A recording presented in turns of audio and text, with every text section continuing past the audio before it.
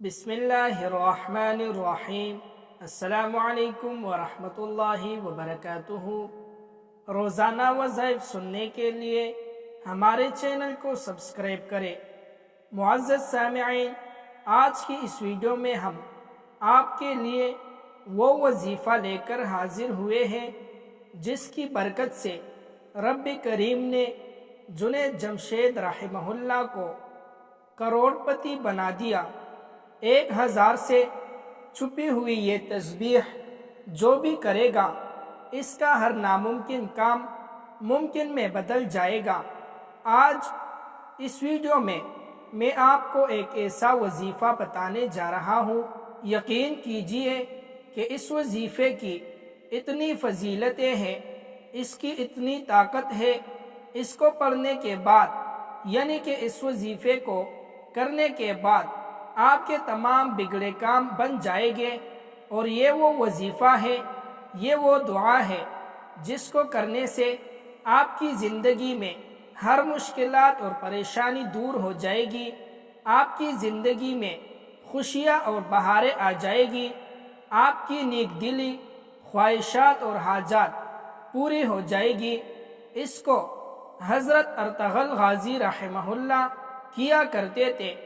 Ertugrul Ghazi آپ نے ڈراموں والا نہیں سمجھ لینا ہے، جو اصل میں ارطغرل غازی تھا۔ اکثر ایسا ہوتا ہے جو پہلے زمانے گزرے ہوتے ہیں، جو پہلے جنگیں ہوئی ہوتی ہیں یا پہلے کوئی بڑی شخصیات گزری ہوئی ہوتی ہیں، ان کے اوپر ڈرامے اور فلمیں لکھی جاتی ہیں۔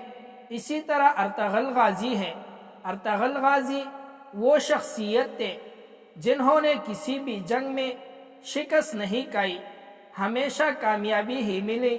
وہ یہ وظیفہ کیا کرتے تھے جو آج میں آپ کو اس وظیفے اور اس ویڈیو کے اندر آپ کو بتانے جا رہا ہوں۔ اب سوال یہ ہے کہ مجھے کیسے پتا چلا کہ حضرت غازی ارطغرل رحمہ اللہ یہ وظیفہ کیا کرتے تھے، وہ یہ تسبیح پڑھا کرتے تھے۔ یہ بہت طاقتور تسبیح ہے، جس نے بھی یہ کیا وہ کبھی مایوس نہیں ہوا۔ یہ وظیفہ مجھے اس طرح پتہ چلا، خصوصاً حکم کتاب سے، اور ابن العربی نے لکھی ہے، اور اب میں اس کی بہت زیادہ تفصیل میں نہیں جاؤں گا، کیونکہ اگر میں آپ کو تفصیل بتانے لگ جاؤں تو ویڈیو بہت لمبی ہو جائے گی۔ المختصر ہم وظیفے کی طرف آتے ہیں، دعا کی طرف آتے ہیں، کیسے وہ پڑھا کرتے تھے، کیسے کیا کرتے تھے۔ انشاءاللہ آپ بھی اس دعا کو پڑھو گے، اس وظیفے کو کرو گے۔ اس کا ایک خاص طریقہ ہے، وہ بھی میں آپ کو بتاؤں گا۔ اگر آپ اس طریقے سے کرو گے تو انشاءاللہ آپ کے بگڑے کام بن جائیں گے۔ حضرت ارطغرل غازی رحمہ اللہ نے کوئی بھی جنگ میں شکست نہیں کھائی، تاریخ اٹھا کر دیکھے، ان کو کامیابیاں ہی ملی۔ انشاءاللہ آپ کو بھی کامیابی ملے گی۔ وہ خود بتاتے تھے کہ وہ یہ وظیفہ کیا کرتے تھے۔ اگر آپ کو اس بات میں تھوڑا سا بھی شک ہے تو آپ خود خصوص الحکم کتاب پڑھ سکتے ہیں، انشاءاللہ آپ کو بھی کامیابیاں ملے گی۔ اس کو کرنے کے بعد جو اب میں وظیفہ بتانے جا رہا ہوں، ذرا غور سے سنے گا۔ اب آپ کے ذہن میں کچھ شک نہ رہے تو یہ چھوٹی چھوٹی چیزیں میں آپ کو بتانا چاہوں گا کہ اس وظیفے کو آپ کیسے کر سکتے ہیں۔ اس وظیفے کو تو ویسے آپ کسی بھی وقت کر سکتے ہیں، لیکن آپ کسی نماز کے بعد کر لو تو زیادہ بہتر ہوگا، کیونکہ یہ خاص وظیفہ ہے، یہ خاص دعا ہے۔ کیونکہ جب آپ نماز کے بعد کرو گے تو اس وقت آپ کا وضو بھی ہوگا، آپ نے ذکر اور اذکار بھی کیا ہوگا۔ جب آپ ذکر اور اذکار کر کے اللہ کو یاد کر کے اللہ پاک سے کچھ مانگتے ہیں اور کچھ خاص عمل کرتے ہیں، کچھ خاص وظائف کرتے ہیں تو ان کا زیادہ فائدہ ہوتا ہے، زیادہ اثر ہوتا ہے۔ اکثر آپ نے کسی بھی نماز کے بعد آپ نے کرنا ہے۔ اگر آپ کسی نماز کے بعد کر لیں تو اس وظیفے میں قوت آ جائے گی۔ ویسے آپ اس وظیفے کو اگر آپ پورے یقین کامل کے ساتھ کرو گے تو اس میں اور بھی زیادہ قوت آ جائے گی، اور آپ کا وظیفہ اس وقت تک کبھی کام نہیں کرے گا جب تک کہ آپ کو وظیفے پر پورا یقین نہ ہو۔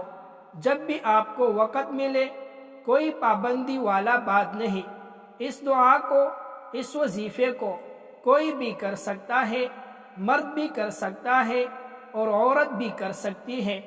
دیکھیں اگر آپ کا بچہ ہے وہ بھی اس دعا کو پڑھ سکتا ہے۔ اگر وہ پڑھائی میں ہے تو انشاءاللہ اللہ پاک اس کو کامیابی عطا کرے گا۔ اگر کوئی عورت کرنا چاہے، اس کو مشکلات ہے، اس کی زندگی میں بہت سی مشکلات ہیں، وہ بھی اس وظیفے کو کرے، انشاءاللہ اس عورت کو بھی کامیابیاں ملے گی۔ اسی طرح کوئی مرد کرے، اس کو بھی کامیابیاں ملے گی۔ مردوں کے بہت سارے مسائل ہوتے ہیں، انہوں نے ذریعہ معاش کرنا ہوتا ہے، دولت کمانی ہوتی ہے، اپنی بیوی بچوں کو پالنا ہوتا ہے۔ مرد تو لازمی کرے۔ المختصر یہ ہے کہ کوئی بھی یہ وظیفہ کر سکتا ہے، انشاءاللہ فائدہ ہی فائدہ ہے، کامیابیاں ہی کامیابیاں ہے۔ صرف آپ ایک ہی مرتبہ اعوذ باللہ من الشیطان الرجیم بسم اللہ الرحمن الرحیم کو پڑھے۔ تعوذ اور تسمیہ کے بعد آپ نے 3 مرتبہ درود ابراہیمی پڑھنا ہے۔ اگر وہ درود ابراہیمی کسی کو یاد نہیں تو سیدھی سی آسان درود شریف صلی اللہ علیہ وسلم بھی کہہ سکتے ہیں، صلی اللہ علیہ وسلم۔ اس کے بعد آپ نے سورۃ الاخلاص کو پڑھنا ہے اور اس دعا کو پڑھنا ہے جو ابھی میں آپ کو بتاؤں گا۔ دیکھیں سورۃ الاخلاص میں اللہ تعالیٰ کی وحدانیت بیان کی گئی ہے۔ ایک شخص نے رسول اللہ صلی اللہ علیہ وسلم سے عرض کیا کہ میں سورۃ الاخلاص سے محبت کرتا ہوں، تو آپ صلی اللہ علیہ وسلم نے فرمایا کہ اس کی محبت تجھے جنت تک لے جائے گی۔ ابھی میں آپ کو دعا بتاتا ہوں، لیکن جو سورۃ الاخلاص کا میں آپ کو بتاؤں گا تھوڑی سی تعداد آپ نے زیادہ کرنا ہے، 100 مرتبہ آپ نے پڑھنا ہے۔ یہ وظیفے کا حصہ ہے، چھوٹی سی سورت ہے۔ ویسے تو بسم اللہ الرحمن الرحیم، قل هو اللہ احد اللہ الصمد لم یلد ولم یولد الی آخر تک 1 مرتبہ ہو گیا۔ 10 سیکنڈ میں ایک دفعہ آپ سورت پڑھ لیں۔ 100 بار آپ نے پڑھنا ہے، زیادہ سے زیادہ آپ کے 10 منٹ لگ جائیں گے اس وظیفے کو کرنے میں، لیکن انشاءاللہ اس کے جو کمالات ہیں، آپ کے تمام بگڑے کام بن جائے گی، آپ کے مشکلات دور ہو جائے گی، آپ کی زندگی میں خوشیاں اور آسانی آ جائے گی۔ ابھی چلتے ہیں ہم جنید جمشید رحمہ اللہ کے وظیفے کی طرف۔ جنید جمشید رحمہ اللہ فرماتے تھے کہ آپ نے کسی بھی وقت 2 رکعت نفل پڑھنی ہے، اگر عشاء کے بعد ہو تو زیادہ بہتر ہوگا۔ آپ نے 2 رکعت نفل پڑھنے کے بعد سجدے میں جا کر ان اللہ علی کل شیء قدیر پڑھنا ہے، اور اتنی زیادہ پڑھنی ہے جب تک آپ تک نہ جائے، اور اتنا زیادہ پڑھنا ہے کہ آپ کے آنکھوں سے آنسو اترنا چالو ہو جائے۔ اس کے بعد آپ رب کریم سے جتنا مال چاہو گے رب کریم آپ کو عطا فرما دے گا، جتنا دولت آپ کو چاہیے آپ نے صرف اور صرف رب تعالیٰ سے مانگنا ہے۔ اللہ تعالیٰ کے خزانوں میں کسی چیز کی کمی نہیں آتی۔ آپ نے سجدے میں جا کر ان اللہ علی کل شیء قدیر زیادہ سے زیادہ پڑھنا ہے، اور اس کے بعد جو بھی دعا مانگو گے اللہ آپ کی دعا کو قبول فرما دے گا۔ جزاک اللہ خیرہ۔